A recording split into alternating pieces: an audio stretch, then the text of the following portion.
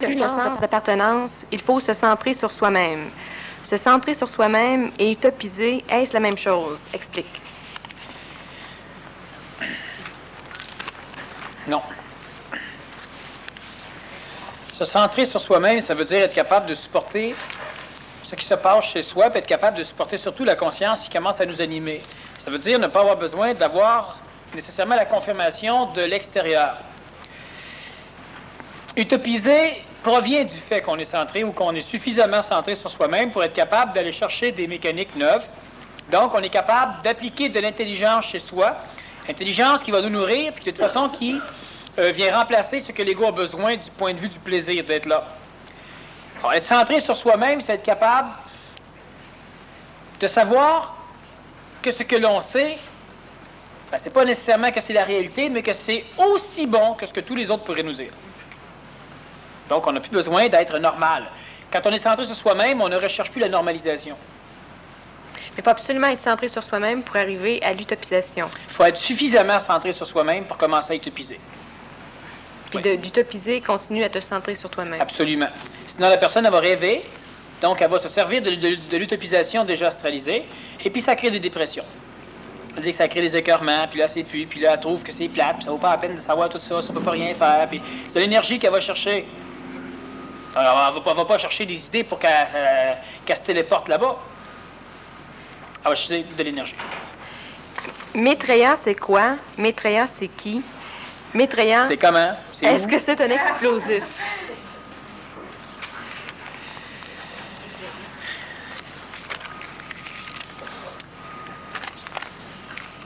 C'est une illusion astrale. C'est... Ésotériquement, c'est le Messie des Messies. Donc, c'est le personnage qui, occultement dans certaines écoles, dans certaines visions des choses, c'est le personnage qui se réincarne et qui, théoriquement, est déjà réincarné. Il est très vivant, d'ailleurs. Et il a habité les États-Unis, il a habité l'Angleterre, il a habité quelques autres pays, il est resté surtout en Angleterre. C'est le personnage qui doit réincarner les mémoires de Jésus, les mémoires de Bouddha, les mémoires de Mahomet, les mémoires d'Élie. Bref, c'est la visualisation, la projection astrale d'écoles ésotériques qui ont tout fait pour se conserver à eux la majorité des maîtres, et qu'encore provient de ce genre de phénomène où finalement Jésus est un maître Ek, ou Djarkul est un maître Ek, ou Lazare est un maître Ek, Saint-Germain est un maître Ek. Bref, ceux qui sont bons sont des maîtres Ek, les autres des maîtres Yerk. Bon. C'est pas un maître Ek? Ek encore, qui est le nom de l'organisme. Et eux font du voyage de l'âme, parce que le voyage astral est trop dangereux. C'est la même chose. Oui. Bon. Donc, c'est eux qui ont... Non, mais c'est à caractère. Et Maitreya, c'est, pour plusieurs, c'est le monarque. Et il y a eu à un moment donné une parution où on annonçait publiquement que Maitreya rentrerait en communication par toutes les radios, toutes les télévisions et par télépathie. Seuls ceux qui seraient évolués comprendraient. Alors, comme personne n'est évolué sa planète, on n'a pas eu de nouvelles. Il est supposé revenir. C'est Benjamin Crane, surtout, qui travaille avec. Et puis, ben, c'est ça. C'est de l'illusion astrale. C'est un gars extraordinaire. Mais là, c'est un gars. Lui, c'est un homme. Il n'y a pas d'illusion, là, lui. Non, c'est un homme. Puis lui, est-ce que consciemment, il sait qu'il réincarne ces mémoires-là? Ah non. Les messages qu'il a donnés, surtout, sont des messages dans le sens que je suis heureux d'être parmi vous, mes disciples, aujourd'hui. J'espère que ça vous plaît aussi. J'espère que vous avez pensé à moi. Bref, c'est ça.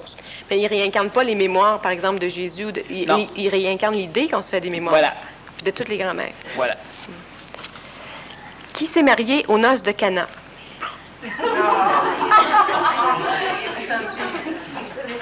Il était un maudit paquet de monde. Non, lui, il veut savoir les mariés. Tu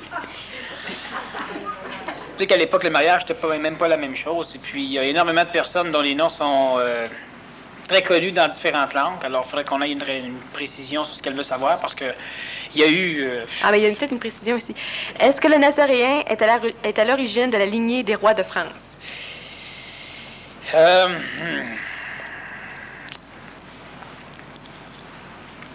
Oui puis non. Parce que le grand monarque, souvent, ce qu'on nous annonce, Oui, est dans la effectivement. lignée directe des rois de France. Ça, c'est évident. Sauf qu'il ne provient pas de France, il provient du Québec. Mais, bon, la question fondamentale, est-ce que le Nazaréen a eu des relations, a fait des cochonneries? Ah, moi, Est-ce qu'il a eu des relations sexuelles avec des femmes? Est-ce qu'il a eu des enfants? Oui. Et ces enfants, nécessairement, eux autres aussi ont fait des cochonneries. Alors, ça a continué comme ça et ça l'a fait une lignée génétique. Il y a effectivement plusieurs rois de France qui découlent, mais il y a plusieurs rois de l'Angleterre qui découlent de tout ça. Il y a plusieurs rois russes, des tsars qui découlent de tout ça. Il y a plusieurs rois italiens. Il n'y a aucun pape. Ça l'a engendré... Est-ce qu'il y a seulement une lignée ou est-ce qu'il y avait plusieurs familles? Non, il y a plusieurs lignées. C'est-à-dire qu'il y a plusieurs lignées. Il faut s'entendre. C'est que ça part d'un, puis après ça, ça va Dans croissant. ça, le Nazaréen, est-ce qu'il a établi une lignée? Oui, il ou... a établi une lignée. Puis, Pas eu le temps. Avec Marie-Madeleine, c'est le secret et puis tellement bien gardé. Mais oui. puis c'est ça, est-ce que comme actuellement, il y a une querelle entre les Bourbons puis les rois de France en France, là. Oui. Est-ce que ça a une incidence sur le grand monarque ou c'est totalement à côté? C'est totalement coûté. Mais Pourquoi? Parce que la simple raison que les chicanes entre les lignées familiales des royautés, parce que bien souvent, quand tu avais des rois anglais qui se battaient contre les rois français, c'est les mêmes familles. Bon, ils partent de la même, on va aller loin, mais ils partent de la même chose. Je te dis, une grande partie des lignées des rois britanniques, italiens, des Russes et des Français qui proviennent de la descendance du Nazaréen. Et il y a énormément de chicanes uniquement au niveau des égaux pour la simple raison que c'est... Ben c'est ça, ils font partie de la même famille, puis comme c'est une famille totalement humaine, ben dans les familles, ça chicane. Mais ceux qui font partie du grand monarque ici, est-ce qu'ils sont en lignée génétique des rois de France, du Nazaréen? Génétique? Oui. Pas réincarnationnel, génétique. Réincarnationnel et génétique. Mais pas tous ceux, là. On parle de la tête du grand monarque. Bon, c'est ça. Oui. Puis génétiquement, c'est quoi? Ben, génétiquement, c'est qu'ils proviennent du grand monarque, qu'ils proviennent des rois de France, qui, à un moment donné, certaines parties des familles royales sont expatriées au Québec, au Canada, donc au Québec uniquement parce que là-bas, il y a trop de problèmes. Il y a eu la Révolution française qui en expulsionne quelques-uns. Il y en a eu beaucoup plus par la suite qui sont en allés aussi. Et ça l'a engendré... regarde, les familles qui s'appellent rois. Oui. Bon, c'était des familles royales dans la majorité, et à un moment donné, le nom est resté au niveau du nom de famille. Bon, il y a d'autres familles comme ça. Les Tremblay, ça, on pourrait dire que c'est des Pissous, tu sais, bon. Ils tremblaient, mais c'est pas ça.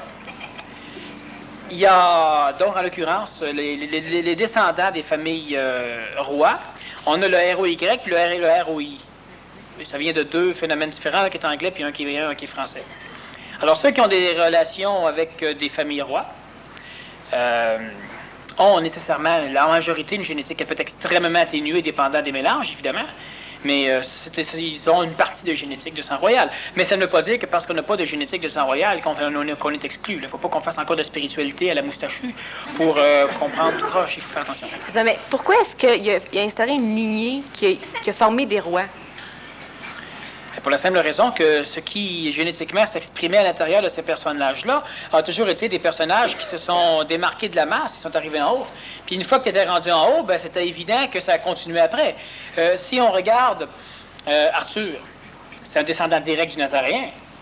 À cause du sang, à cause du Graal, d'ailleurs, c'est pas Arthur, ben Arthur est venu au monde du mélange entre le Grand Dragon et la mécanique même du Graal. C'est Merlin qui avait arrangé ça. Arthur devient le premier roi qui réunit les terres de la Bretagne de l'époque, et nécessairement, par la suite, est instaurée la lignée génétique au niveau des royautés. Donc, il faut que tu sois fils de roi pour être roi. Bon, en France, la même chose, il y a énormément de guerres qui vont se passer, et à un moment donné, on atteint une façon de transmettre la royauté uniquement par la génétique. Donc, il faut que tu sois un fils d'un roi, pour devenir roi. Donc, les princes, évidemment, avant, pour devenir roi. Mais c'est comme les enfants du Nazaréen devaient être géniaux. Parce qu'on n'a pas entendu parler, c'est assez spécial. Oui, on n'a pas entendu parler, c'est parce qu'il ne fallait pas en entendre parler non plus. Mais la majorité de ces enfants-là, c'est ceux qui ont permis la réécriture des évangiles. Puis ils savaient qu'il ne fallait pas qu'on Ils ne savaient rien. Mais ils n'ont pas écrit leur Parce nom? que c'était pas, non, ben, c'est-à-dire, ils savaient pas, ils savaient qu'il fallait pas que personne le sache. Il fallait pas que personne le sache parce qu'on tuait encore les apôtres. Marie-Madeleine n'était pas une folle, c'était une femme, mais... Et c'est ça, fait qu'ils se Elle les cachaient. avait inscrits, ben, elle les a cachés. Puis elle s'est arrangée pour que ça paraisse pas trop. Comme quand Jésus s'est fait crucifier, là. Y avait-tu 2 ans, 4 ans? Il y avait déjà des enfants, oui, effectivement. Sauf qu'on les a tous donnés, c'est-à-dire que les enfants ont tous été reconnus légalement comme appartenant à un centurion romain. Fait que c'était des Romains. C'est ça. C'est pour ça que ça a commencé en Italie.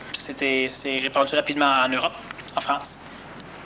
En URSS, ça n'a pas été long, parce qu'il y a eu souvent des guerres, et évidemment avec l'Angleterre. Mais c'était pas... on ne voulait pas reconnaître... Est-ce qu'ils savaient, eux autres, qui étaient les fils de Jésus? Un seul le savait. Puis il était comme toi, il n'en était pas sûr. Il n'y a pas personne qui est allé le dire. Non, Marie-Madeleine, elle n'a pas vécu assez longtemps. De toute façon, elle les a quand même connus pendant un grand bout de temps. Mais pas... Puis elle était trop brillante, vraiment trop brillante pour... Pour leur dire. Mais qu'est-ce que ça peut être une bonne chose qu'elle leur dise? T'as pas d'autres questions? Non, mais c'est ça, ça aurait été... Non, parce que les enfants n'étaient pas suffisamment intelligents pour être capables de tout supporter. Il y avait déjà suffisamment à supporter par le fait qu'ils étaient plus intelligents que tout le monde, qu'ils voyaient la crasse partout, qu'ils voyaient l'imbécilité de la société, puis qu'ils n'arrivaient pas à rien faire, qu'il fallait qu'ils travaillent, puis qu'ils cultivent, puis qu'ils mangent, puis qu'ils se battent pour avoir le morceau. Il fallait absolument qu'ils se protègent la nuit contre les animaux humains aussi. Et c'était déjà assez complexe, ils étaient déjà extrêmement en avance, mais il fallait leur laisser le temps. En plus, elle les a instruits simplement qu'elles étaient de sang royal. Elle leur a conté certaines salades. Il y en a un qui, lui, était convaincu que c'était pas tout à fait ça, qu'il était juif. Alors, il est resté un peu juif. Et lui il a deviné qu'elle lui a confirmé, mais plus ou moins, qu'il était descendant. Et par la suite, surtout ce qui est arrivé, c'est que Marie-Madeleine, elle a aussi eu des enfants avec Lazare. Hein, le Lazare fait bien les choses. Et ça mélange un peu les lignées génétiques. Marie-Madeleine, elle a eu des filles, elle a eu des gars, hein, pas juste des garçons. Dans ces filles qu'elle a eues, elle a engendré des choses, des filles qui vont devenir par la suite, ça travaille les égaux, des filles qui vont devenir par la suite différentes sorcières. Donc, ces filles, donc tout de suite, là, sont des sorcières la génération suivante. Et elle va engendrer des sorcières qui vont être extrêmement puissantes. Et la majorité extrêmement blanche. Mais elle, est-ce qu'elle était une sorcière? Elle était une initiée. Mais là, est-ce que tous les enfants étaient au centurion romain? Non. Le centurion romain les a refusés. Mais ça n'a jamais pu être prouvé qui c'était, surtout à l'époque. Ah, il vivait avec elle, mais on disait que c'était d'un centurion C'était les enfants romain. des centurions, c'est Ah, ça. OK. Voilà. Puis après ça, elle était avec Lazare. C'était-tu Lazare qui était le père de toute la... Non, il y avait... Ben, Lazare s'est occupé de certains enfants, mais les enfants sont rapidement ont été adoptés par des... Le centurion était convaincu que c'était à lui aussi, fait que lentement, les enfants... C'était très fréquent à l'époque de Rome d'adopter des enfants. C'était, pour socialement parlant, c'était d'être bien vu que d'adopter un enfant. Alors, le centurion a donné ses enfants en adoption à Rome, et les enfants, donc, enfin, ceux qui étaient supposément les siens, ont été adoptés.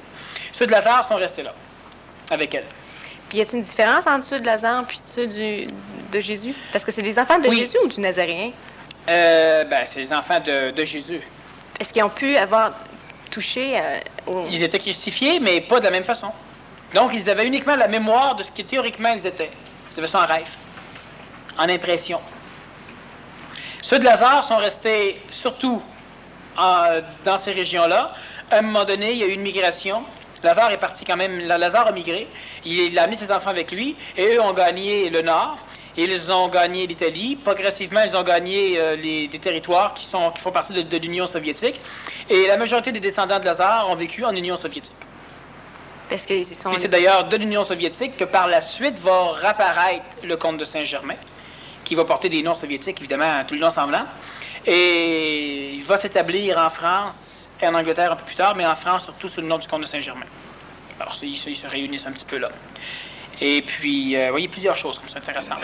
Parce qu'il y a une des sorcières, une des filles qui, elle, va finir par adopter un enfant.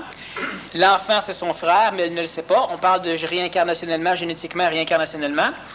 Elle va l'élever.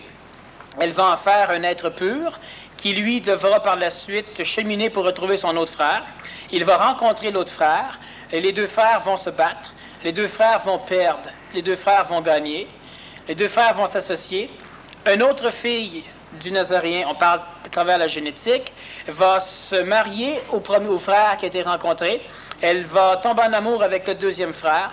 Le deuxième frère ne voudra rien savoir, mais finalement, ils vont finir par faire des cochonneries encore. Et les deux frères devront donc se partager leur sort, mais ils ne le savent pas. Et ça va créer la perte de la conscience qui animait le royaume. Et par la suite, ça va engendrer la quête du Graal. C'est ça, mais la première là, qui a adopté son frère sans savoir, puis tout ça, là, elle était plus... Est-ce qu'elle était blanche? Réincarnation de la femme de Moïse. Et, entre autres, mélangée à travers la génétique du Nazaréen. Elle était blanche, mais elle a été très altérée, elle est devenue obscure. Parce que... Elle vivait sur le bord d'un lac, hein? Tout le monde sait ça, évidemment. Et puis, l'enfant qu'elle a adopté était connu justement comme il s'appelait Lancelot, il était connu comme Lancelot du lac, parce que justement, il venait du lac. Mais c'est ça, oui. Et puis, il y a plusieurs autres choses comme ça. D'autres questions? Oui. Le néotype et l'utopisation sont des futurs archétypés. Existe-t-il une mécanique qui n'aurait pas besoin... Le néotype et l'utopisation ne sont pas des futurs archétypés. Archétype veut dire vieille forme. Si on pense du futur dans le sens des dinosaures, effectivement, c'est archétypé. Le néotype n'est pas un archétype. C'est comme de dire, tout ce qui est neuf, c'est nécessairement du vieux. Donc, non, tout ce qui est neuf, c'est nécessairement du neuf. Mais quand c'est énoncé, est-ce que ça devient du vieux? Non, quand c'est énoncé, ça reste un néotype. Jusqu'à quand? Jusqu'à temps que l'humain se fasse manipuler inconsciemment par lui. Ah, ça se... Là, vu qu'il agit exactement comme un archétype, il reste un néotype. Il y a beaucoup de néotypes qui vont manipuler la planète au complet. Mais ce sont de nouvelles traditions. Ce sont des formes. Le néotype est une forme, ce n'est pas un archétype. Néotype veut dire nouvelle forme, donc c'est une forme. Bon, archétype, vieille forme, donc c'est une forme. Mais un néotype n'est pas un archétype. Puis une utopisation non plus. L'utopisation, c'est la capacité d'associer un paquet d'énergies différentes, du plan bouddhique, du plan d'intelligence, associé et digéré par une vision qui peut être planétaire, donc qui peut servir l'homme, la femme ou l'enfant. Ce n'est pas un archétype. Parce qu'un archétype, ça sert jamais. Parce que le mental, l'imbécile mental, c'est ce qui se dit, lui. Oui, mais là, si je viens d'y penser, maintenant que c'est pensé, là, c'est vieux. Mais c'est faux. C'est de la mémoire. Ce n'est pas un archétype. Un archétype, c'est qu'il y a un père créateur qui a engendré la race humaine. Va dans n'importe quelle tribu, il y en a un. C'est un archétype. Il ne pense pas aux extraterrestres, c'est un néotype. OK, bon, on a un archétype. Quand tu approches certaines sociétés, le phénomène extraterrestre est un néotype. Bon, ça a pris du temps avant qu'on en fasse des films. Il reste néotypé. Sauf qu'il n'est pas nécessairement utopisé. C'est-à-dire qu'on a pris... C'est une forme d'utopie dans certains cas, mais pas puissante. Mais c'est simplement des débuts. Ça commence. Mais néotypé, c'est énorme. On peut créer dans le néotype autant qu'il y a de formes dans l'archétype. Mais le mental, ben oui, mais ça reste ici, ça reste là. Ben le mental qui parle, là, il est juste la forme, là, avec, mais qu'il y a d'autres coucher avec son archétype. C'est pour ça que faire attention avec la mentalisation, c'est une vraie farce. Existe-t-il une mécanique qui n'aurait pas besoin d'implanter un néotype dans l'astral, mais bien plutôt qui pourrait dissoudre l'astral, donc qui nous donnerait accès directement au bouddhique et au divin? Voilà, ben si ça dissout l'astral, ça vous dissout aussi. Déjà, quand l'humain commence juste à avoir un étranglement du canal réincarnationnel, il n'y a plus de stimulation dans la vie, puis il se demande ce qu'il fait là, puis il suggère qu'on détruise tout ce qui le supporte encore. Il va avoir un contact avec le plan bouddhique, le plan supramental. Il va avoir une bombe nucléaire sur la tête. Donc, le chemin n'est pas de dissoudre, mais de transpercer. Oui, ça va être dissous quand on va transformer tout le monde astral planétaire en double éthérique planétaire. Bon, mais ça va être dissous comme ça. Mais pas autrement. Pour l'instant, la fonction, c'est pas ça. Mais non, absolument pas. Imaginez tous les humains qui prient, qu'est-ce qu'ils vont faire? Après un PMC, on peut se rendre sa maison, on peut vendre sa maison si l'offre est bien, car oser l'énergie, on peut aller trop vite. En tout cas. La suivante, c'est « J'ai beau chercher, je n'ai pas de questions. » Et pourquoi elle cherche? Ça, c'est il. Il a nommé son identité. Comment faire pour savoir que l'on a le vrai Graal? C'est simple. Tant qu'on pose la question, on n'est pas encore tout à fait là. Mais ça, est-ce que... L'ego va dire, oui, mais je la pousse plus, donc je suis rendu. Mais ça, le Graal, c'est-tu comme tu le cherches pas, puis tu coupes, puis tu t'enfarges dedans? Le Graal, c'est comme le bonhomme qui cherchait la pierre philosophale. Ça rend immortel. Alors, puis en même temps, ça transforme les métaux vides en or. Alors, il s'est mis une chaîne de métal autour du cou, puis il laisse traîner à terre. Il a marché une grande partie aux Indes. À l'époque, c'était aux Indes. Il a marché pendant 50 ans. Puis, à un moment donné, il a rencontré un enfant qui lui a dit « Hey, monsieur, votre belle chaîne en or, où c'est que vous l'avez pris? » Fait qu'il regarde sa chaîne, ben oui, elle est en or. Donc, il y avait effectivement que sa chaîne touchait la pierre philosophale. Quand puis où? Bon, ben c'est souvent ça. Fait qu'on peut tourner en rond longtemps. Ça veut dire que ça va pas changer sa vie, ça, de toucher Non, pourquoi? Parce que c'est pas l'intelligence qui dominait son chemin. Tu le sais quand tu l'as. Mais comment on fait pour le savoir? Justement, ça t'amène l'information. Tu le sais quand tu l'as. Le reste de la spiritualité, si on en parle, on peut en parler, mais tu le sais quand tu l'as. Tout le reste au complet, c'est pas t'empêcher de l'avoir. Mais ça, c'est-tu un bonus que de l'avoir? Non. C'est un résultat tout à fait normal, naturel, de l'évolution. Parce que si tu... Le Graal, c'est de l'énergie christique. Oui. Contenue dans un récipient. Le récipient peut être un corps physique, donc un être humain. L'énergie christique, c'est l'ancien mot pour parler de l'énergie supramentale. C'est pas un bonus. Ça veut dire, OK. Mais je voulais dire, c'est que là, tu almutes, que tu trouves la coupe. Mais tu trouves pas la coupe quand tu almutes, tu n'as plus besoin. Ah, c'est la ça. Coupe. T'enfarger dessus serait étonnant. Il faudrait que tu pratiques un peu plus de démarche totale. Franchement, t'enfarger sur une coupe pas marchand. Est-ce qu'un individu qui rêve durant le sommeil a un futur possible involontaire parce que cela fait que ça a empêché celui-ci de se réaliser, que ce soit agréable ou terrible? Si la sécrété, oui, puis en fonction de la dose de sécrétion. Sinon, non. Mais si tu rêves, tu sécrètes? Ça dépend comment tu rêves. Si tu cauchemars, tu sécrètes encore plus. Puis si tu fais un rêve absolument phénoménalement génial, là, ben, tu sécrètes aussi énormément. Donc c'est ça. Mais si tu fais un rêve absolument banal, non. Non, mais ici, on parle d'un futur possible. Habituellement, c'est résorbé. C'est suffisamment de sécrétion. Qu'il soit génial ou terrifiant. Absolument. Puis là, ce que souvent la personne fait, c'est qu'elle se dit « Ouais, mais là, moi, j'ai sécrété, ça veut dire que crime, ce serait merveilleux si j'aurais ça, donc je l'ai bu. » Mais non, il y en a encore 8 milliards de millions de futurs possibles génial. Fait que si celui-là, tu l'as pas. C'est tout. Puis pendant le sommeil, tu vas dans un futur possible, puis tu sais pas le futur possible. Quand tu reviens, tu sais pas c'est quoi le futur possible. Tu es allé, mais tu t'en souviens pas. Ben, c'est fréquent, ça. C'est tout ce que tu fais dans ce temps-là. Tu réincarnes des mémoires qui proviennent de futur, c'est tout. Mais là, tu c'est de résorbé? l'énergie. Elle le résorbe, ben, ça dépend. Si elle sécrète pendant, oui. Mais elle sécrète, mais ça ne se souvient pas qu'elle l'a sécrété. Ah ben, c'est sûr que le futur est altéré. Ça veut dire que tu n'as pas besoin d'avoir de conscience, c'est la sécrétion. Ben oui. La vie, l'expérience, l'expérientialité, c'est uniquement là pour faire sécréter. Si tu sécrètes dans l'imagination, tu ne vivras pas l'expérience. L'expérience devient inutile. Il y en a masse d'expérience. Tu vas t'en faire une autre. Y a-t-il un complot universel mondial? Si oui, quel est-il? Ben, c'est pas universel mondial. C'est mondial ou ben non universel. Dans lequel s'agitent les Templiers, les Rose-Croix et une quantité d'autres gangs. C'est ça. Puis plus que ça. Mais il y a un complot. Prochainement, si ça vous intéresse, là, il y aura un livre que vous pourrez lire qui en parle. C'est un mois après. Mais effectivement, c'est qu'il y a un paquet de complots dans les complots. Puis un paquet d'alliés qui ne savent pas, qui travaillent les uns contre les autres, puis qui ont été alliés uniquement par des forces qui sont contre les deux en même temps. Puis dans le fin fond, ceux-là s'allient pour faire certaines choses. Mais les traditions religieuses, puis certains personnages les ramènent à observer en haut. Puis ça engendre le doute partout. Puis le doute partout engendre l'instabilité. L'instabilité engendre la déstabilité. La déstabilité fait que tu retournes dans le doute. Retournant dans le doute, ben là, tu ne sais plus du tout avec qui tu veux faire affaire. En tout cas, il y a plein de trucs comme ça, puis oui, il y a... C'est ça, mais est-ce que tous ceux-là qui se demandent, qui savent pas qu'ils sont alliés entre eux, puis qui finalement travaillent contre eux, est-ce qu'ils sont tous nos adversaires? Oui. Qui sont nos alliés? Non. On n'a pas d'alliés. C'est ça. On n'a pas d'alliés, on n'est pas au courant de ce qui se passe, puis eux autres font des complots. Non, mais c'est un beau portrait quand même. On est au courant un peu de ce qui se passe. Ben c'est justement, c'est rendu là, quand je parle de clarification, ça me serait préférable de savoir ce qui se passe.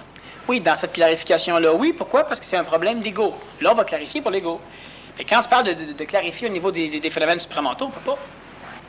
Non, mais là, je te parle de ça, là, Pose-moi des questions. Ben, qui? Ben, il y en a un mot de paquet. Ben, commence par en nommer un, au moins.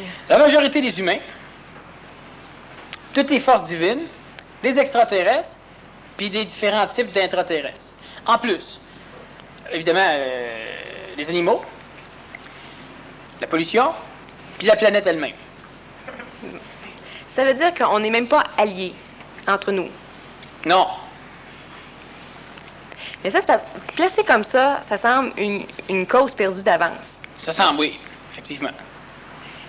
Mais... C'est perdu d'avance aussi. Ils réussiront pas. Ouais, OK. Mais quel est leur dessein? Devenir comme nous autres. Ils savent vraiment pas ce qu'ils veulent, hein? Ils ont besoin de notre génétique. Tout le lot complet. Voilà, c'est qui exactement qui a besoin de notre génétique? C'est leur nom? Oui, si je rencontre. Non, mais qui? Ceux qui sont... Ben, c'est les intraterrestres, puis c'est les extraterrestres. Puis pour quelqu'un qui ne voit pas ça, ça ne dit rien. Il y a des endroits où on peut en rencontrer des intraterrestres et des endroits où on peut en rencontrer des extraterrestres. Bon. Il y a même des endroits où on en rencontre pas mal. Bon. Sauf que quand l'humain les rencontre, c'est dangereux qu'il les rencontre parce que c'est l'humain qui pointe là pour en rencontrer, c'est un humain qui a beaucoup d'ego. Il y en a quelques-uns qui pourraient y aller, il n'y a pas de danger. Mais il y a des chances que les intraterrestres ne viennent pas non plus. Mais c'est où qui est leur lieu de rencontre? Sur le Saint-Hilaire, entre autres, c'est une très bonne place. Dans certaines régions du Saint-Hilaire. Et puis il y a d'autres régions comme ça, mais c'est la place la plus près. Bon, il y en a d'autres comme ça au Québec. Il y en a plein partout sur la planète, là. Il y en a comme ça au Québec. Le Mont-Sainte-Hélène, c'en était un, mais ils l'ont fermé. Alors évidemment, c'en est plus un. Et puis il y a plein de places comme ça. Puis là, ça, c'est place à éviter ou quoi, là? Tu peux l'éviter. Non, c'est pas une place à éviter, c'est une place à pas aller. Parce que ouais, mais c'est ça, mais l'affaire qu'il y a, là, c'est quand... Tu y vas, mais... Non, mais c'est quand on se dit, bon, ben là, c'est une place à pas aller, puis tout ça, mais eux autres, ils grugent tout le temps sur le territoire. Absolument, Puis, ça s'est rendu Montréal, c'est une place à pas aller. On se retrouve dans un petit garde-robe, là. Non, c'est dangereux dans un garde-robe. Mais c'est une place à pas aller. C'est pour ça que je te dis qu'il faut pas faire des cochonneries à moustache. Parce qu'à un moment donné, on est rendu que c'est juste du stress, puis c'est du trip. Puis là, on sait plus où aller, il faut qu'on dorme avec une lampe au-dessus de la tête. Avec un morceau d'ail dans la bouche. Mais il y a quand même... Mais il y a quelque chose à faire. Mais il n'y a rien à faire. Il n'y a rien à faire. Non, tu les laisses faire. Mais là, s'ils viennent... par exemple, t'es enceinte, puis décident qu'ils... La majorité des femmes enceintes qui se font enlever, c'est des femmes qui sont enceintes de quelques semaines. Bon. On enlève surtout les enfants et les femmes enceintes. Ou les femmes qu'on peut mettre enceintes. Bon. Ça se fait normalement dans des parcs d'attractions. À Disneyland, par exemple, les enfants qui disparaissent là, il y en a on frôle les milliers par année. Et puis, les enquêtes se font. De toute façon, la CIA a été amalgamée au phénomène intraterrestre. Puis même au Québec avec, il y a des régions comme ça. Il y a un peu partout sur la planète, il y a des endroits particuliers où les personnes disparaissent. Tu rentres dans un manège, tu n'en sors pas. Les femmes, c'est la même chose. Il y a des grandes chaînes de magasins où on kidnappe des femmes, mais il y a plein de trucs comme ça. Bon. Alors, on les prend pour essayer de faire... d'associer la génétique de l'intraterrestre à la génétique de l'humain. Ça fonctionne très mal jusqu'à date. Et les extraterrestres, certains extraterrestres, on parle encore du phénomène élohimique, ces personnages-là essaient de faire la même chose, sauf que, bon, pendant longtemps, les intraterrestres comme les extraterrestres ont travaillé sur les animaux. Alors, on kidnappait des vaches, on kidnappait des chevaux, on kidnappait des moutons, on les ramenait, puis des fois, on était tous morts. Au début, il y avait des autopsies faites, là, puis on relâchait les carcasses après. Surtout aux États-Unis, pas en Union soviétique. Surtout dans ces deux régions-là que c'est connu et ça s'est vu le plus. Mais à un moment donné, dans le coin du Saguenay-Lac-Saint-Jean, il y a beaucoup de cultivateurs qui perdaient leurs vaches, puis les vaches étaient massacrées totalement par ce qu'ils n'avaient jamais vu. Bon, mais c'était simplement une opération pour aller observer ce qu'il y avait dessus. À un moment donné, ça s'est laissé arrêter. Après ça, on a commencé à voir dans certaines régions de l'Amérique et de l'Union soviétique, de l'Europe aussi, des animaux de ferme qui enfantaient des monstres. De l'implant génétique dans le but de créer quelque chose. Dans l'Antiquité, tous les essais ont mal tourné. Ça a donné... Bon, il y a des mécaniques qui vont engendrer ce qui ressemble à des vampires, à des gargouilles, etc. Surtout au niveau des gargouilles. C'est une alliance mais génétique. Puis en plus, la majorité des alliances, des créations génétiques sont stériles. Ils ne peuvent pas se reproduire. Donc, ça ne sert à rien. Et la recherche continue. Là, le problème qu'il y a, c'est qu'au niveau du sol, du sous-sol, les intraterrestres doivent absolument sortir du sous-sol planétaire parce qu'il y a un paquet de causes chimiques et telluriques et caloriques qui fait en sorte qu'ils peuvent plus rester là. Mais à la surface, c'est trop froid. Et à la surface, ils ne sont pas capables de résister au rayonnement, à tout ce qui se passe ici. En plus, leur atmosphère n'est pas la même. De ce fait, depuis déjà 75 à 100 années, entre autres, ils manipulent les industries pour que ça ne se pollue. Parce que la pollution est une pollution qui, en termes de gaz carbonique, crée une couche qui réchauffe la planète Terre, ils en ont besoin, et donc l'effet de serre, sans compter un paquet d'autres choses sur lesquelles je vais passer. Maintenant, les extraterrestres aussi veulent avoir l'humain, ils veulent avoir l'humain tel qu'il est. Ce qui fait que les extraterrestres ne veulent pas que l'élite de l'humain meure. Alors que les extraterrestres, eux, veulent avoir un corps physique capable de les supporter. Et plus le corps physique est puissant, c'est-à-dire que plus l'être humain est élitique, plus il est nuisible. Ça engendre nécessairement un conflit entre les intras et les extras. Bon, l'enjeu, l'homme. Mais le corps de l'homme, pas l'homme. C'est pour ça qu'il ne faut pas qu'on pense toujours, oui, mais là, c'est l'enjeu. N'est pas ton corps qui est l'enjeu, pas toi. Bon. Maintenant, là-dedans, ce qui arrive, c'est qu'il y a énormément aussi de manipulation par le monde astral pour la simple raison que les archétypes font en sorte que certaines religions se battent contre les autres religions. Alors, nécessairement, même l'humain est contre lui. Et plusieurs de ces religions-là vont être dynamisées par des mécaniques intra- ou extraterrestres de façon à obliger l'homme à faire la guerre à l'homme. Bon. Etc., etc., etc. Parce que, mais si, par exemple, ils disent que les États-Unis ont déjà vendu l'humanité. Ah, ben les Russes aussi l'ont vendu. Bon, ben c'est ça, mais si elle est déjà vendue, Oui. qu'est-ce qui est à faire? OK. Ben c'est ça, là. On est déjà vendu. Oui, mais on est déjà vendu. On n'est pas livré, mais on est vendu. Ben c'est ça, mais pour justement ne pas être livré. Il va y avoir un bris de contrat quelque part. Ben c'est ça, mais le bris de contrat. Comment faire le bris de contrat quand on n'est même pas à moitié au courant des clauses? Est-ce qu'on est obligé d'être au courant des clauses pour faire un bris de contrat? Non. On ne fera pas un bris de contrat légal, ils ne comprendront pas. Ouais, mais ils vont quand même vouloir que ce contrat-là soit respecté. C'est évident. Avec toute la technologie qu'ils offrent aux Américains et aux Soviétiques, en échange. C'est sûr. Mais c'est pas un problème, c'est pas un problème. Pour la simple raison qu'il y a tellement d'informations que tu n'as pas de données que tu pourras aller chercher qui vont intervenir. Premièrement, il y a l'homme. Ils ne se laisseront pas faire, eux autres, là. Il y en a plein comme ça qui ne se laisseront pas faire. Je sais, mais une petite gang contre... Ben oui, c'est la petite gang contre eux. Prends qu'un virus, puis... En plus, ce qui va arriver, c'est qu'il y a beaucoup de personnes qui vont être des individus cibles. Mais ils sont protégés, donc il leur arrive rien non plus. C'est ça, est-ce que ça va se faire à l'insu du petit groupe? Parce que le petit groupe va savoir qu'il est en train de défaire les complots. Il y en a qui vont l'imaginer, puis il y en a qui les autres ne sauront pas. Parce que d'un autre point de vue, se faire enlever, être transportable, ça peut être aussi par d'autres seigneurs qu'on se fait transporter. Oh oui, c'est évident. Donc c'est une autre gang? Oui, mais ce ne sera pas ça. J'ai dit ça peut, oui, ça peut. Ce sera pas ça. Non. Comment faire pour le savoir? On va voir rendu là-bas. C'est une chance à prendre. C'est pas une chance à prendre? Non, parce que moi, puis je choisirai pas. C'est ça. Comment peux-tu te faire tromper? Il y a la majorité ici ne peuvent pas se faire leurrer. Les égos sont au Les égos, oui, peuvent se faire ramasser. J'en connais plein de personnes qui sont ici, puis oui, mais, puis ils se font jamais ramasser, ils peuvent pas. Ils sont allergiques à se tromper là-dedans. Oui, mais je ne sais pas. Non, je ne sais pas. L'ego, je ne sais pas. Quand tu es en face, là, fais-toi-en pas que même si l'ego veut rentrer, là, tu vas avoir l'inhibition, on va se lever. Non, tu pourras pas.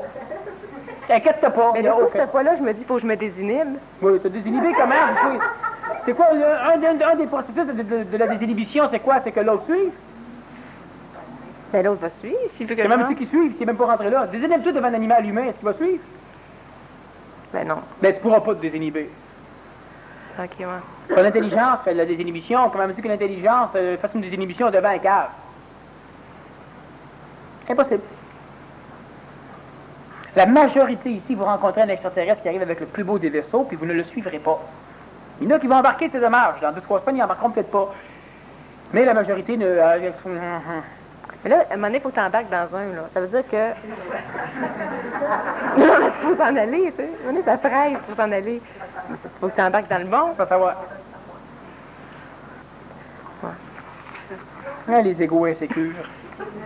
Mais pourquoi est-ce que... je pourrais... Je peux bien savoir la couleur du vaisseau, puis qu'est-ce que le monde ont l'air, puis le nom de ceux qui sont dedans. Avec des points verts. Pourquoi est-ce que je pourrais... Pourquoi faut pas que je sache le nom de ceux qui sont dans le bon vaisseau?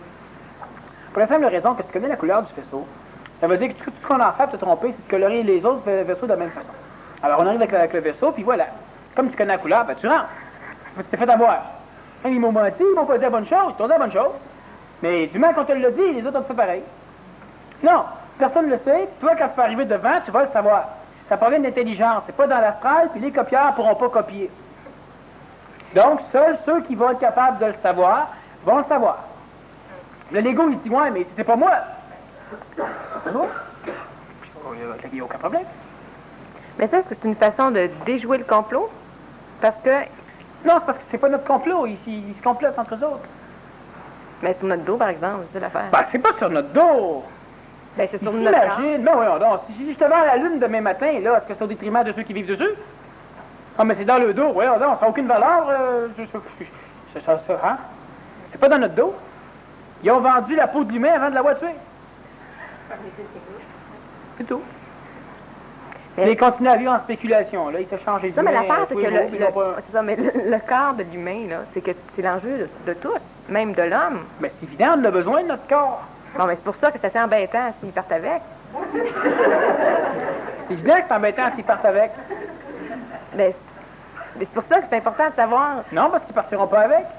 Mais c'est ça, donc de ne pas transmettre l'information, de fonctionner seulement par énergiopathie. Est-ce que c'est une façon de passer? Non, une question encore posée par l'ego. T'aimes pas ça, Igor? Mais non, pourquoi? Parce qu'on n'a pas besoin de communiquer ça par énergiopathie, on n'a pas besoin de savoir. Mais moi, je parle de savoir embarquer dans le bon vaisseau, là. Tu te tromperas pas.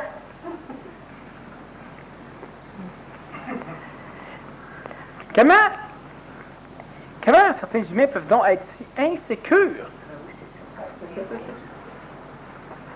Je sais pourquoi, mais je pose la question pour que Valérie réponde.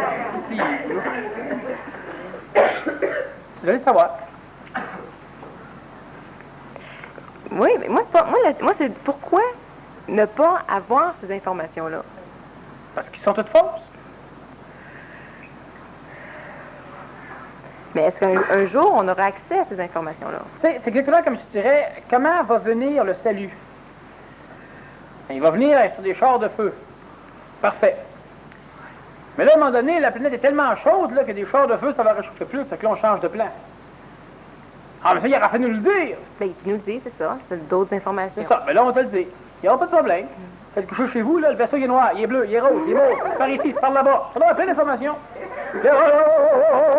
Laquelle que je prends? Ben là, c'est ça. Parce qu'ils vont tous crier de la même façon. C'est comme tu dis simplement à l'ennemi, dites-moi ce qu'il faut pour que je vous suive. C'est ça que tu dis.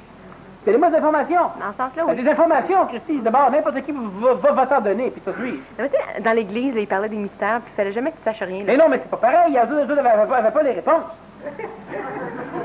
Ben, Moi, ce que je te dis, c'est pas un mystère qu'il faut pas que tu le saches. Tu le sais déjà. Tu le sais énergétiquement. Quand tu vas arriver devant, là, ton onde de forme, elle va s'associer à une partie du vaisseau. Bon, à une partie du phénomène extraterrestre. C'est parfait. Oui, mais si je me fais fourrer, ben, tu peux en voir. Mais ça n'arrivera pas. Parce que ton énergie va totalement déformer tout ce qui n'est pas à ton niveau. Donc, ça n'appartient à aucun problème. Puis quelqu'un de bas ne peut pas monter à ton niveau. Au niveau d'aucune des personnes qui évoluent. Les autres sont automatiquement bas. Les extras et les intras qui sont bas, oui. Est-ce qu'il y en a qui sont hauts? Oui, mais c'est pas la même façon. Ils n'ont pas des corps physiques, ils n'ont pas des vaisseaux spatials de la même façon, ils n'ont aucune raison. C'est nous autres. On va créer. Et ceux qui vont venir nous chercher. Il y en a-tu qui complotent et qui sont hauts? Non. Complète. Ils sont bas. On a peur de ce que ça pourrait être, mais c'est déjà comme ça. On doute de ce qu'il y a en avant, mais le doute est omniprésent, il est déjà là. Ça, c'est une question. Je suis d'accord. C'est vrai. Mais il faut faire attention au mental. Non, mais ça, c'est de la mentalisation. C'est ça, faut faire attention au mental quand tu commences à jouer avec ça. Donc, c'est faux. Ben, c'est vrai, mais ça sert à rien. Donc, c'est faux. Mais c'est vrai, mais ça sert à rien. Si ça sert à rien, c'est faux. Ben, si tu montes un cran de plus, ça devient automatiquement faux. Donc, qu'est-ce qui est vrai? C'est qu'est-ce qui sert? Non. Ben oui. C'est vrai uniquement pour la partie que ça sert, mais c'est faux pour le reste. Quand je dis, moi, par exemple, qu'au niveau supramental, l'ego ne souffrira pas puis ne sera pas détruit, c'est vrai. Mais du point de vue de l'ego, il est sûr qu'il va souffrir et qu'il va être détruit. Mais du point de vue de l'ego, il y a aussi raison, il ne sera plus un ego. Mais du point de vue supramental, il a tort, parce que ce qu'il est, il va rester ce qu'il est, mais il n'y aura pas les problèmes qu'il y a avec. Fait que l'ego, il a tort, ben oui, ben donc je ne serai plus moi. Ben, veux-tu rester toi? Ben reste comme tu es là. Ben, il ne veut pas rester comme il est là. Il aimerait être comme il est là, puis totalement changer. Donc, c'est la souffrance de changer. Ben, c'est la souffrance d'aller vers le neuf. Parce qu'il vit d'autres souffrances aussi, les L'humain préfère vivre une engueulade continuelle dans un couple que de risquer un bonheur inconnu. Hey, divorcer ou sacrer ton camp, tu peux pas, parce que c'est inconnu, tu préfères rentrer. Bon, mais l'affaire, c'est que bonheur inconnu, c'est pas pire, mais ça peut être malheur inconnu. C'est jamais malheur inconnu. Tous ceux qui se lâchent, ils sont jamais pires que pendant. Ah, ben, elle s'est remariée, ben oui, c'est ça, elle est allée dans l'archétype, elle nostalgisait, elle s'est retrouvée un problème pareil, puis elle a recommencé à créer la même chose. Bon, évidemment, il y a une femme qui venait se vanter, c'est son 9e mariage, je pense, puis chaque fois, le gars la battait. Elle croyait encore au mariage. Bon, elle devrait pas aller à la boxe à la place. Tu dis que tu es le seul à date à avoir eu un contact bouddhique et que le Nazaréen n'en avait pas eu. Comment a-t-il pu ouvrir le ciel et résorber son faisceau alors qu'il n'était pas en contact avec le plus haut plan, le plan divin? Bon, je n'ai pas dit que le Nazaréen n'avait pas de contact avec le plan bouddhique, j'ai dit que présentement. Je n'ai pas dit que dans le passé, le Nazaréen, il avait un contact avec le plan bouddhique. C'est d'ailleurs pourquoi lui, le premier qui a amené le facteur de aimez-vous les uns les autres, ou a parlé de l'amour, privilégier l'amour, un amour intelligent, et non pas une communication totalement supramentale dans le sens fais ceci, fais cela, sinon flore, comme on avait au niveau des religions, comme on a encore au niveau des sectes qui sont antéchristiques ou du point de vue de leur obédience religieuse. Le Nazaréen était totalement en contact avec le plan bouddhique, puis vers la finalité, il est en contact avec le plan divin. Ça, je l'ai toujours dit, puis bon, ça change encore. Le plan divin, c'est dépassé. Le plan de l'intentionnalité. C'est pas divin, le mot est... Mais c'est le plan de l'intentionnalité. Et entre toi et lui, est-ce qu'il y en a qui ont été ou en contact avec le plan bouddhique? Avec le plan bouddhique, certains, mais ceux qui étaient en contact avec le plan bouddhique n'étaient pas en contact avec le plan supramental. Donc les deux en même temps, le supramental et le bouddhique? Non. Puis actuellement, est-ce qu'il y a d'autres personnes que toi qui sont en contact avec le plan bouddhique et supramental? Il y en a qui sont très, très, très près. Oui, très près. Puis, ça dépend de quoi? Ça dépend d'eux autres. Il faut aussi qu'ils fassent des choses. Et ça dépend d'eux autres, c'est ça. Puis là, on entre dans le libre arbitre. Là. Non. Donc, ça dépend pas d'eux autres. Ça dépend d'eux autres. C'est qu'encore une fois, tu mélanges les choses. Je te parle pas de l'ego, je te parle pas du corps physique, je te parle de leur conscience. La conscience, Elle est libre. elle décide. Sauf que ce que l'humain ne peut pas comprendre, c'est parce que l'humain est toujours en train d'essayer de projeter à partir de ce qu'il est lui. Quand l'humain touche de l'intelligence, quand l'humain touche du supra-humain, ce qui se passe entre les deux, là, c'est pas régi par les lois ni de l'un ni de l'autre. Alors, est-ce qu'il y a... Bon, ici, en haut, il y a un libre arbitre, mais pourquoi ça ne vient pas nous aider? Ça n'a rien à foutre de venir t'aider. Bon, c'est toi qui es pogné avec le problème, pas eux autres. Quand ça touche l'humain, il commence à toucher au problème. Mais pourquoi il ne nous règle pas dans notre cas? Parce que tu es à 95% le problème, même si tu règles ton cas. Alors là, il commence à alchimiser, donc à muter les choses, puis plus ça va se faire, plus tu commences, tu deviens correct. Et là, l'ego, il se dit, ouais, mais c'est bien long. Christ, ça fait des milliards et des milliards et des milliards d'années, puis après 300-400 ans, l'humain, il chiale. C'est avec une vision de l'ego. Non, mais il devrait faire ça plus vite, c'est ça qu'il fait.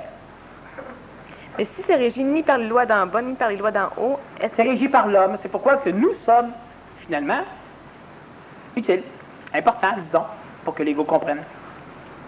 Puis est-ce que les lois de l'homme sont les lois de l'ère du Verseau? Oui, mais les lois de l'homme, les lois de l'homme pur. Pas les lois du poisson. Puis les lois de l'autre plan, c'est encore plus haut que des lois de l'ère du Verseau. C'est exactement comme si tu avais très très haut, très très bas, puis quand ça se touche ensemble au niveau de l'humain, ça part dans une autre direction. Cette direction-là, ici, elle est parfaite parce que c'est celle-là qui permet à la conscience de devenir consciente. sans être mémoriel. Ça permet à l'instantanéité de toucher le temps. Ça permet au temps de toucher l'instantanéité. C'est exactement comme si tu avais un phénomène d'antitemps avec le temps ou d'antimatière avec l'antimatière. L'homme, c'est ce qui permet de résorber les choses. Alors, mais ça va faire quoi? Ça va faire ça, ça va faire ça, comment ça... L'humain ne comprend pas le principe, c'est trop vaste. Quand je dis, je vais répéter souvent, c'est qu'il n'y a pas besoin, il y a plusieurs phénomènes qui se passent au-delà de la conscience humaine où il n'y a pas de raison. Bon, du moment que tu touches au plan bouddhique, en réalité, c'est le plan de la gratuité. En réalité, c'est le plan de la non-raison, de la non-motivation. Bon, c'est un plan de non-réaction, mais ce n'est pas intentionnel. Mais c'est là qu'il n'y a rien à dire dans ce plan-là. Ah, ben les plans, ça n'a rien à dire. Mais entre autres, là. Ah, supramental, tu n'as rien à dire. Morontial, tu n'as rien à dire. Vital, tu n'as rien à dire. Il y a juste au niveau de l'astral qu'on a quelque chose à dire. Mental. Ben, le mental qui est associé à l'astral. Après ça, il n'y a plus de problème. On n'a plus rien à dire.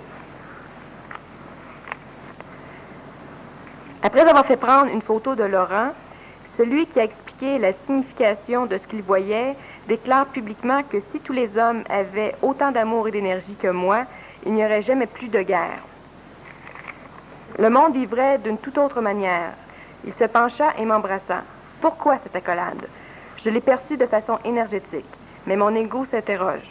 Est-il venu me téter ou est-ce un frère en esprit? Mais un frère en esprit qui se fâche et qui vous embrasse malgré que vous ne le vouliez pas, là.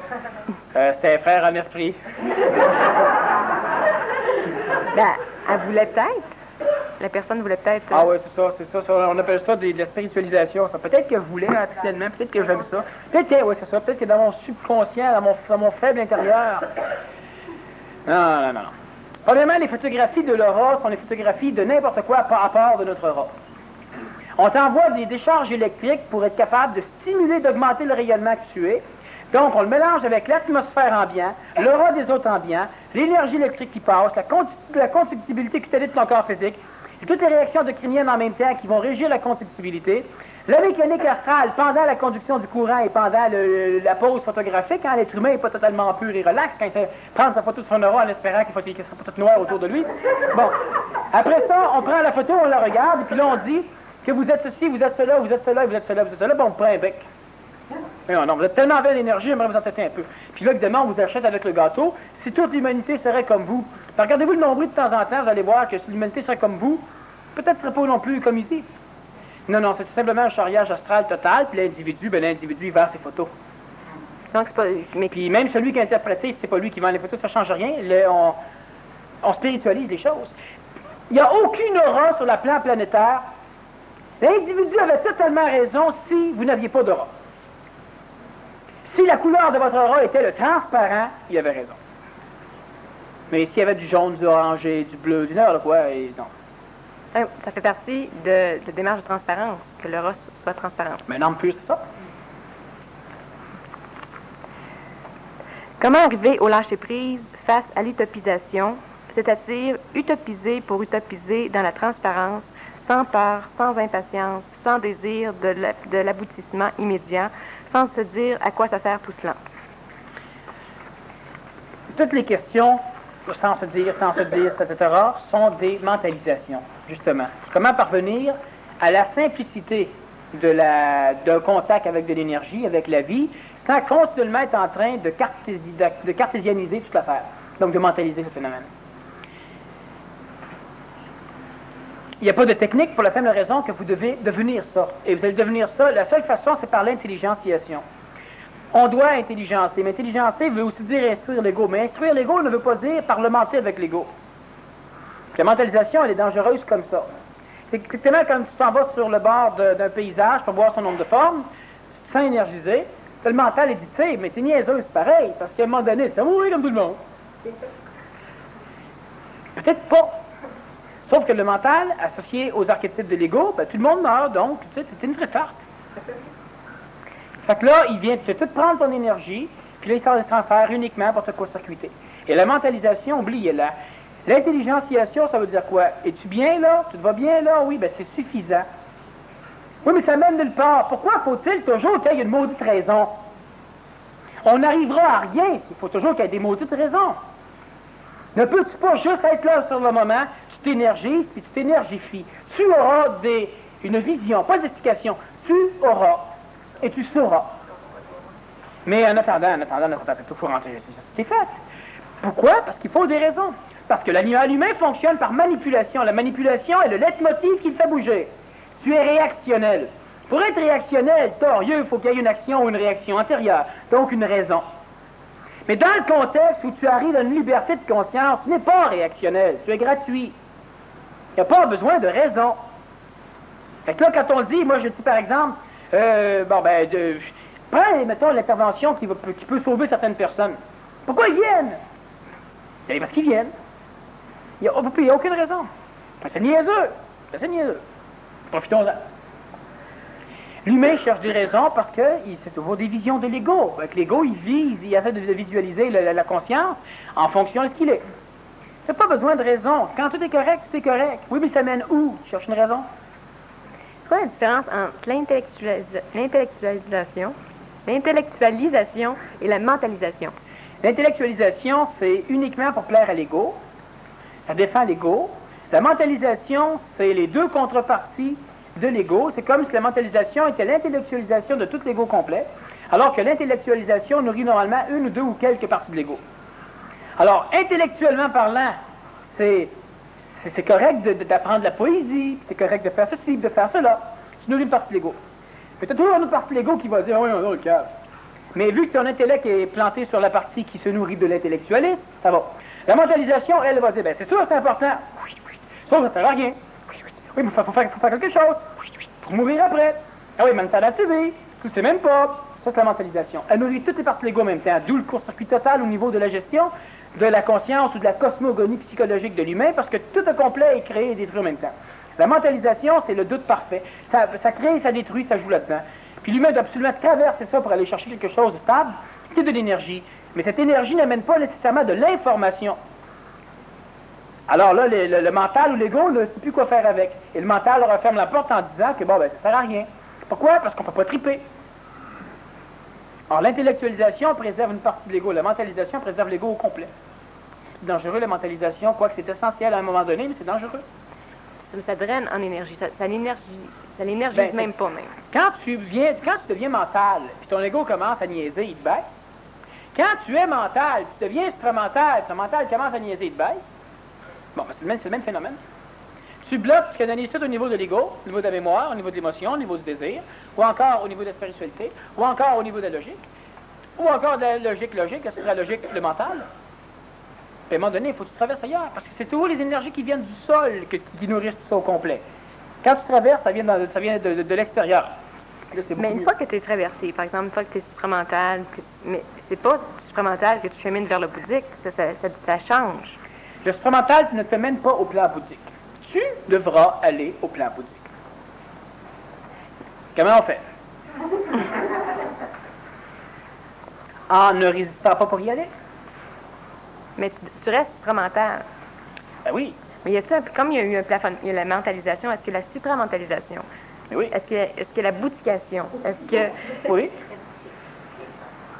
Donc, à chaque plan, il y a le piège... Non. Mais il y a effectivement un plafond. Sauf que le plan supramental finit pas là. Il finit ici et là. Puis le plan bouddhique commence ici et commence là. Alors, c'est une coloration. Tu changes d'énergie. Mais il n'y a pas de définition comme telle.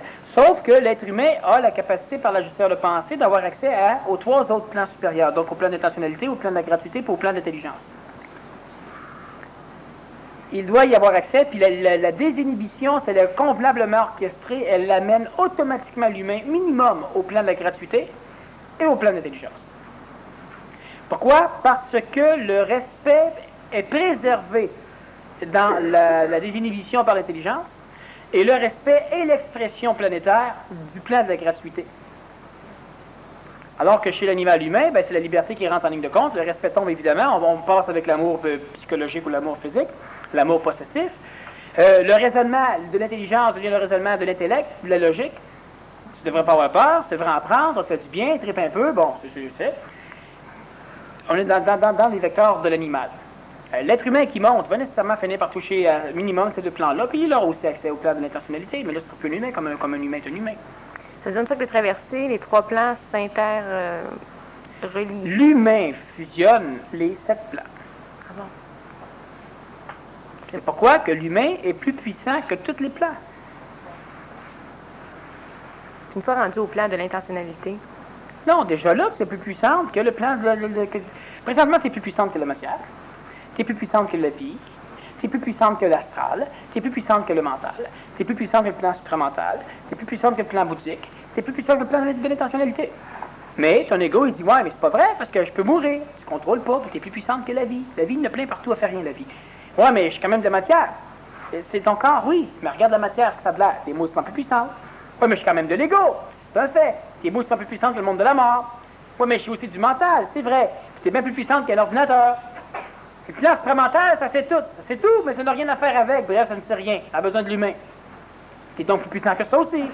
Pourquoi? Parce que toi, tu as une valeur. Ça, on n'a pas. Ça en a une pour l'homme, mais ça ne l'a pas. Mais toi, tu as de la valeur pour tous les plans au complet. C'est pour qu'on préserve ta génétique, c'est pour qu'on t'alimente, on te nourrit, on te donne de l'énergie. C'est mal géré. C'est évident, l'intelligence n'est pas encore là. On doit l'amener, l'intelligence, pour faire une gestion convenable.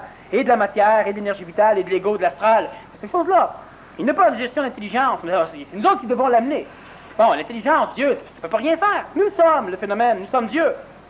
Bon, on est en croissance. Là-bas, on est abouti, là-bas, on est con, puis ici, on est entre les deux.